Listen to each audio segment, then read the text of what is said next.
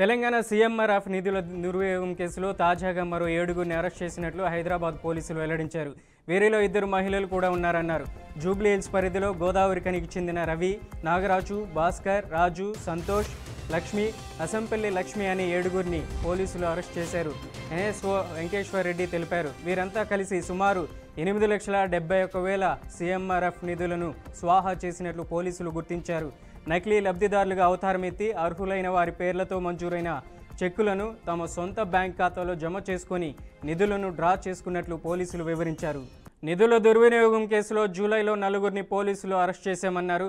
2023 assembly ఎన్నికల తర్వాత గత ప్రభుత్వంలోని ఒక మంత్రి కార్యాలయంలో పనిచేసిన నరేష్ కుమార్ అనే వ్యక్తి పంపిణీ చేయని 230 సీఎంఆర్ఎఫ్ చెక్కులను తన వెంట తీసుకెళ్లాడు. లబ్ధిదారులు సంప్రదించిన చెక్కులను గుర్తించి వారి పేర్లతో నకిలీ బ్యాంక్ ఖాతాలు సృష్టించి నిధులను కాజేశారు.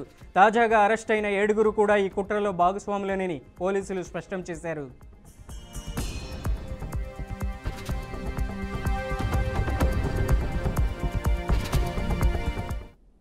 ఇక నిందితులపై ఐపీసీ సెక్షన్లు 409, 417, 419, 467, 120బీలతో పాటు ఐటీ చట్టంలోని సెక్షన్ 66C కింద కేసులు నమోదు చేసినట్లు పోలీసులు తెలిపారు.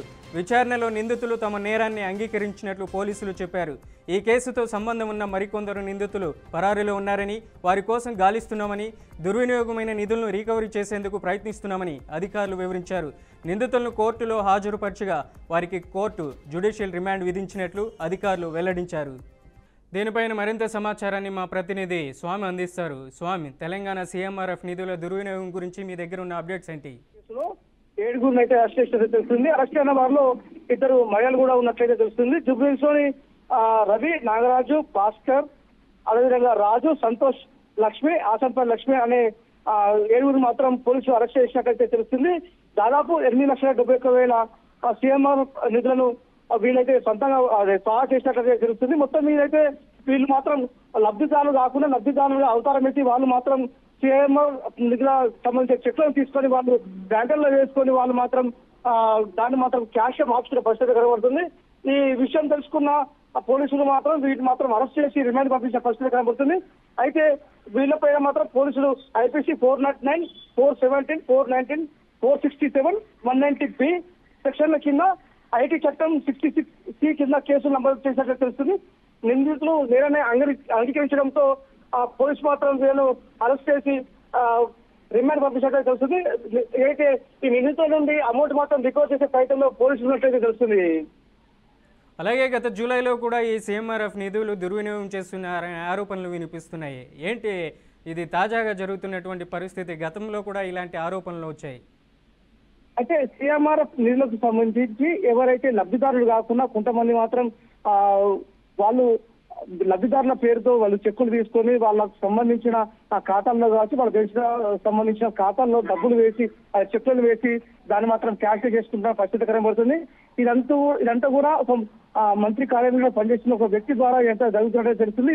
దీనికి సంబంధించి గతంలో అనేక కంప్లైంట్లు రావడంతో కొంతమందిని మాత్రం గత జూలైలో మాత్రం అరెస్ట్ చేసినట్టు తెలుస్తుంది.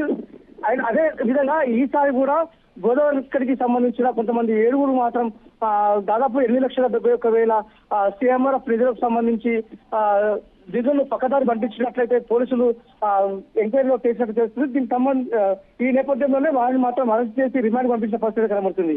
అలాగే శామ్, ఈ సీఎంఆర్ఎఫ్ నిధులకు సంబంధించి దాదాపు చూసాం మనము. ఇక ఇంతకుముందు కూడా ఇట్లాంటి ఆరోపణలు జరిగాయి. ఇప్పుడు ఈ బాధితులకి ఎటువంటి భరోసా ఇవ్వగలుగుతారు, ఎటువంటి న్యాయం చేయగలుగుతారు?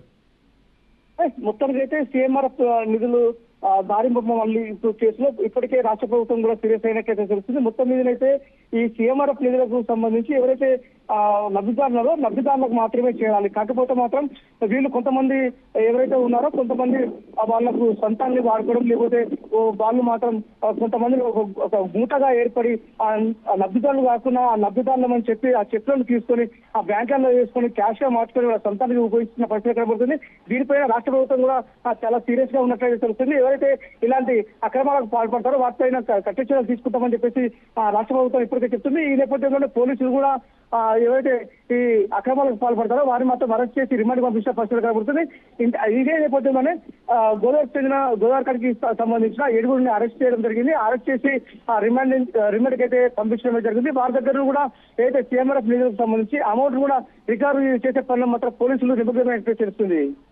Right, thanks for the update, Sam.